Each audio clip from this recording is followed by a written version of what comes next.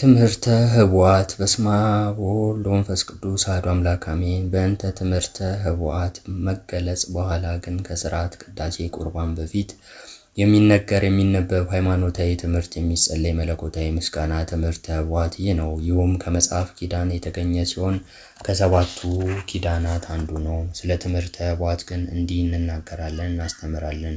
እንደዚህም እያልን እንጸልያለን። ቅድመ ዓለም የነበረ ዛሬም ያለው ዓለምን አሳልፎ ለዘላለም የሚኖረው ለኩነተ ሥጋ የመጣ ዳግመኛ ይህንን ዓለም ለማሳለፍ የሚመጣው በለበሰው ሥጋ የሰው ልጅ ሲል የታመመው በሞቱ ጻር ሞትን ያጠፋው የተቀበረው በሦስተኛው ቀን ከሙታን ተለይቶ የተነሳው እርሱ ኢየሱስ ክርስቶስ ነው። መንፈስ ቅዱስ ሕይወትነት የአዳም ባህሪ አድርጎ ሰው ቢሆንም ያለመለወጥ በመለኮታዊ ባህሪ ለዘላለሙ ጸንቶ የሚኖር እርሱ ኢየሱስ ክርስቶስ ነው። መዋቲ ሥጋን ተዋህዶ የባህሪ አምላክ ያደረገው የከበረውን ሞት በሥጋ ድል ነስቶ ወደ ሰማይ ያረገው 5500 ዘመን በእኛ በሰዎች ላይ ሰልጥኖ የነበረ ዲያብሎስን የስልጣን ወጥመድ የበጣጠሰና ኃይሉንም የሚያሳይበት የፍዳን ቆራኛነት ያጠፋ እርሱ ኢየሱስ ክርስቶስ ነው።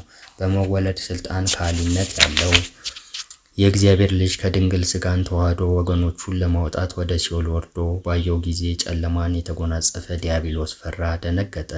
በማይለይ በማይነጠል ምክር በአንዲት ፈቃድ ከአባቱ ጋር ሰማያትን የፈጠረ እርሱ ከአባቱ ጋር የመላእክትን አክሊላቸው ነው። ለመላእክትም አለቆችም ኃይላቸው የሆነ የኃያላን ፈቃዳቸው ለአጋዕዝትም የረቂቅነታቸው ርቀት ለዘላለም ጸንታ የምትኖር መንግሥት ያላቸውና የቅዱሳን ገዢዎቻቸው እርሱ ኢየሱስ ክርስቶስ ነው። የማይመረመር የአብ ሕሊና እርሱ ነው። የአብ ጥበብ እርሱ ነው። የአብ ኃይሉ ቀኝ እጁ ልዑል ክንዱ እርሱ ኢየሱስ ክርስቶስ ነው። በቅድምናው የነበረ መሆኑን አምነን በሥጋ ተገልጾ የደህንነታችን መገኛ እንደመሆኑ ለእሱ እንገዛለን። ከክፉ የሚሰውረን በችግር ጊዜ የሚረዳን በጥያቄያችን የሚደርስልን ጌታ ፍጹም ዋጋን የሚሰጠን አምባ መጠጊያችን በቸርነቱ የሚጠብቀን በረድኤት የማይለየን በሃይማኖት የሚያጸናን ጠላት የማይደፋፈረው ጽኑ ቅጥራችን የደስታ መገኛ መግቢያ መውጫችን በራሳችን ሕይወት የሚያድል ምግባችን የመንፈስ እርካታን የሚሰጥ መጠጣችን እርሱ ኢየሱስ ክርስቶስ ነው።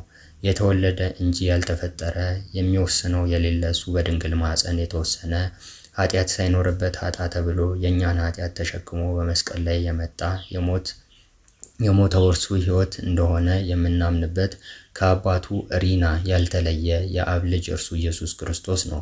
ከላይ በልዕልና ካለ ከአብ አንድነት ሳይለይ ከሰማይ ወርዶ በሥጋ በተቀበለው መከራ ያዳነን ሀብተ ንጽሕና ሀብተ ሕይወትን የሚሆን የሚያድን ሥጋውን ደሙን ያደለን በማየ ጥምቀቱ ከኃጢአት ነፃ ያደረገን እርሱ ኢየሱስ ክርስቶስ ነው።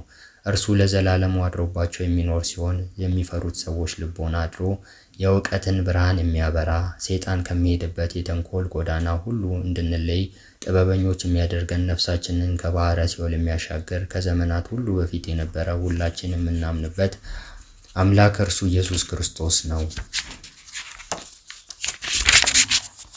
ቅድመ ዓለም የነበረ ከእግዚአብሔር አብ ጋር ለዘላለም ጸንቶ የሚኖር እሱ ከምትናደድ ሕሊና የተነሳ ስህተት በመጣው ጠንቅ አእምሮ በማጣት ዓለምን በፍዳ ተይዞ ሲንገላታ ባየው ጊዜ ባሕረ ስብዕና ሊያድን ወዶ በሰማይ ካሉ መላእክት ተሰውሮ በድንግል ማኅፀን ተወሰነና ወደ እሱ አቀረበን። ክፉ ሐሳባችንን ሁሉ አራቀልን። አጋንንትንም እንዳያውቁ አደረጋቸው። የማይመረመር የማይለወጥ ቃል የማይለወጥ ሥጋ ተዋህደ። መለወጥ ይስማማው የነበረ ሥጋ የማይለወጥ አደረገው። ስለዚህ በተዋህደው በመዋዕት የአዳም ሥጋ ተገለጠ። የማይለወጥ ባህሪ ያለው ቃል የሚለወጥ ባህሪ ባለው ሥጋ መጥቶ በፍዳ የተያዙትን አዳናቸው። እውነተኛ ትእዛዙንም ሰጣቸው። ይህም የጌትነቱን ነገር የሚናገር የወንጌል ቃል ነው። ከሰውም የሰይጣንን ቁራኛነት አጠፋ። እንዲህ በጌታችን ሞት ሕይወትን እናገኝ ዘንድ ካለማወቅም ወደ ማወቅ ተሸጋገረን። በማታልፍ መንግሥተ ሰማያት እንኖር ዘንድ ከንዋመ ሐኬት እንንቃ። ሰውም ቢሆን ቅሉ እርሱ ክርስቶስ የእግዚአብሔር ልጅ ነው። ሥጋዊ ልደትን ለመወለድ የመጣ ቀዳማዊ እርሱ ከአዳም የተገኘ መዋቲ ሥጋን ገንዘብ አደረገ። አስቀድሞ በነቢያት የታወቀ በሐዋርያት ስብከትም የተገለጸ ፍጥረታትን ሁሉ የሚያምኑበት በእግዚአብሔር አብ ምስክርነት የተገለጸ በመላእክትም ቃል የተመሰገነ ሰው የሆነ እርሱ እውነተኛ አምላክ ነው። እኛን ስለማዳን በመስቀል ላይ ተሰቀለ። በመስቀሉም ሕይወትን አገኘ። ቤዛችን ጽናችን እሱ ነው። ይሁም ይህም ከእግዚአብሔር የማትርቅ መቼም የማትለይ ሁል ጊዜ የማትናወጥ የቸርነቱ ብዛት በመናገር የማይፈጸም ደስታ ያለበት ረቂቅ ምስጢር ነው። ስለዚህ ከዚህ በላይ በታችም ከንፈሮች ይህንን ምስጢር ጠንቅቆ መናገር አይቻልም። ምዕመናን ተመራምረው የማይደርሱበት ረቂቅ ምስጢር ነው። የማይመረመር ቢሆን ቅሉ ለእሱ የተገለጸ ሆነ። መገለጹም በዓይን ሊታይ አይደለም በልብ ሊታሰብ ነው እንጂ። እንግዲህ እናመስግነው ዘንድ የምንመካበት መስቀል ይህ ነው። እርሱም በማመን የሚጠመቁ ምዕመናን ፍጹማን ናቸው። ከሚታይ አይደለ ከተነገረው ሁሉ ሰውነታቸውን በእውነት አዳኑ። በዚህም በበጎ ሕሊና ጽኑዓን የምትሆኑ ራሳችሁን መርምሩ። አፋዊ ጆሮአችሁን ክፉ ከመስማት አፋዊ ዓይናችሁን ክፉ ከማየት ከልክሉ። ኢየሱስ ክርስቶስ የሚወደውን ታውቁ ዘንድ የደህንነታችሁን ምስጢር ታስተውሉ ዘንድ እናንተ በክርስቶስ የምትመኩ የከበራችሁ ወንዶችና ሴቶች ሕጉን ያጸናላችሁ መንፈስ ቅዱስ ያሳደረባችሁ እናንተ ናችሁና የነፍስን ሥራ ስሩ። ይልቁንም የሰው የውስጡ ሰውነት ሁሉ ይህንን ያስተውል። ክርስቶስ አንድ አድርጎ ወደ አባቱ ሊያቀርበም ስለፈቀደ ሰው ሆነ። መከራ ከተቀበለ በኋላ ወደ ሲኦል ወርዶ የሙታንን ነፍስ ለሕይወት ማረከ። እርሱ ኢየሱስ ክርስቶስ ነው። ነፍሳተ ሲኦልን ለማውጣት ክርስቶስ በሥጋ ወደ ሲኦል ሲወርድ ባየው ጊዜ ሞት በታላቅ ቃል እንዲህ ሲል ጮኸ። ሥጋን ከብልየቱ አድሶ ከመለወጥ አድኖ የተዋሃደው ይህ ማን ነው? በእኔ ሥልጣን ስር ያለ ሥጋን ለብሶ በባህሪው ያለ ብርሃን ነጸብራቅ እኔ ድል የነሳ ይህ ማን ነው? ወደ ጥፋት ነጥቆ የወስደኝ ዘንድ በእኔ ሥልጣን ስር ካለ ሥጋ ሥልጣን የተሰጠው ይህ ማን ነው? ምድራዊ ሥጋ የተዋሃደ ይህ ማን ነው? እርሱ ግን ሰማያዊ ነው። የሚለወጥ ባህሪ የተወለደ ይህ ማን ነው? እርሱ ግን ሰማያዊ ነው። በሚለወጥ ባህሪ የተወለደ ይህ ማን ነው? እርሱ ግን የማይለወጥ ነው። ከሕጌ ልዩ የሆነ ይህ ማን ነው? ከእኔ ዘንድ የነበሩ አሕዛብን ከወገኖቼ ለይቶ የሚማርካቸው ይህ ማን ነው? በነደ እሳት ኃይል ከሞት ጋር የሚሰላለፍ ይህ ማን ነው? ጨለማን ድል የነሳ ይህ ማን ነው? ጨለማን የተሞሉ መቃብርና ሲኦል ይዘው ሊያስቀሩት ያልቻሉት ይህ ማን ነው? በዚህ እንግዳ መልክ በዚህ ልዩ ክብር ያለ በእርሱ ላይ ላደረው የምንፈልገውን ሁሉ ስልጣን የምትከለክለኝ ይህ ማን ነው? ያለ ኃጢአት የሞተ ይህ ማን ነው? በብርሃኑ የነጸብራቅ ኃይል የጨለማውን አበጋዝ እውር ያደረገው ይህ ማን ነው? ወገኖቼን እገዛ ዘንድ ያልተወኝ ይህ ማን ነው? ነገር ግን ተሰጥተውኝ የነበሩ ነፍሳትን ሁሉ ወደ ሰማይ ያወጣ እንጂ በሕማም በሞትም የሚለወጥ ባህሪ ጋር አንድ ሆኖ እንዳልቆራኝ የሚከለክለኝ ይህ ስልጣን ምንድን ነው? ልዳስሰው የማይቻለኝ ይህ ማን ነው? ሕጸጽ የሌለበት ይህ ብርሃን የሚከበው ማን ነው? ወገኖቹን እንዳላጠፋ የሻረኝ በእርሱም ላይ ስልጣኔ የምጎዳበት ስልጣን የሌለኝ ይህ ማን ነው?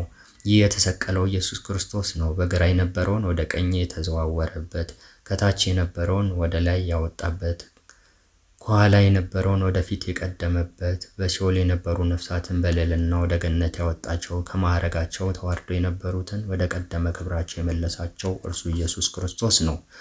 እርሱ ኢየሱስ ክርስቶስ ከሙታን ተለይቶ ተነስቶ ወደ ሲኦል ወርዶ የሲኦልን የብረት መዝጊያ ሰብሮ በሞቱ ሞት እንደመሰሰው አጠፋው። በሦስተኛውም ቀን ከሙታን ተለይቶ ከተነሳ በኋላ አባት ሆይ የአምላክ ቃል እንዲህ የተከናወነ የተቀላጠፈ ነው፣ አመሰግንሃለሁ ብሎ ስግው ቃልን አባቱን አመሰገነ። አባት ሆይ የማመሰግንህ በእሊ በሥጋውያን ከናፍር አይደለም፣ እውነትና ሐሰት የሚነገርበት በዚህች አንደበትም አይደለም፣ ከሥጋዬ ባህሪ የሚገኝ በዚህ ቃል አይደለም። ንጉሥ ከአንተ ተገኝቶ በሁሉ ዘንድ የሚታወቅ በዚህ ቃል ነው እንጂ ስለሆነ ወደ ሥጋዬ ጆሮ የማይገባ ነው፣ በዚህም ዓለም ባለ የሚነገር ቃል አይደለምና። ከአንተ ተገኝታ ፍጥረት ሁሉ በተፈጠረባት ቃል በአንተና በእኔ ሕልውና ባለ መንፈስ ቅዱስ ሕልው ሆኖ የሚናገር በዚህ ቃል ነው እንጂ። አባት ሆይ ራስህ የምትወደድ ራስ የምትመሰገን አንተ አብ ነህና ፍጹማን ክቡራን የሚሆኑ የምዕመናን ወገኖች ሁሉ ወደ አንተ የሚጸልዩበት ገንዘብ ነህ። አባት ሆይ ወዳጅ አንተን ይጠራሉ። አባት ሆይ መጋቢ አንተን፣ ረዳት አንተን ይጠራሉ። የሁሉ ፈጣሪ ሁሉ በአንተ ቃል ተፈጥሯልና ሁሉ ለአንተ ይገዛል። ቅድመ ዓለም የነበርክ ከአንተ ብቻ በቀር አምላክ የለምና በእውነት ለዘላለም የምትኖር አንተ ብቻ ነህ። እንግዲህ ጠባቂው ወይም መምህሩ የምስጢራትን ነገር ይገልጥ ዘንድ ወደ አብ ከመጸለዩና ከመምጣቱ በፊት እንድታውቁት እንድትረዱ ጠባቂው የመንግሥተ ሰማያትን መግቢያ በር ያውቅ ዘንድ ይገባዋል ሲል ኢየሱስ ተናገረ። በሥጋ ወደሙ የተዛመዱት በጸሎተ ቅዳሴ ስሙን የሚጠሩት ማን እንደሆነ በእዝነ ልቦናቸው ቢያውቁ ቢረዱ ይጠቀማሉና። ዳግመኛ አዲሶቹ አማኞች እናንተ ወንድሞች ወደ እግዚአብሔር ቀርባችኋል፣ በእርሱ ብቻ አምናችሁ ጸንታችሁ እንዳላችሁ አውቃችኋል ይበላቸው። እርሷንም ይሰጣችሁና የተናገራትን ሃይማኖትም ገንዘብ ታደርጓት ዘንድ ይህችው ዓይን ያላያት ጆሮ ያልሰማት በሰው ልቦና ያልታሰበች እግዚአብሔር ለሚወዱት ብቻ ያዘጋጃት ናት። ሙሴና ሌሎቹ ቅዱሳን ነቢያት ሃይማኖት የእግዚአብሔር ገንዘብ መሆኗን ነግረውናልና አስተምረዋልና እኛም ክብር ምስጋና ጽንዕ ለዘላለሙ ለሱ የሚገባው መሆኑን በእውነት እናምናለን። ለዘላለሙ አሜን። መልካም የስቅለት በዓል። ሰላም ቆዩን።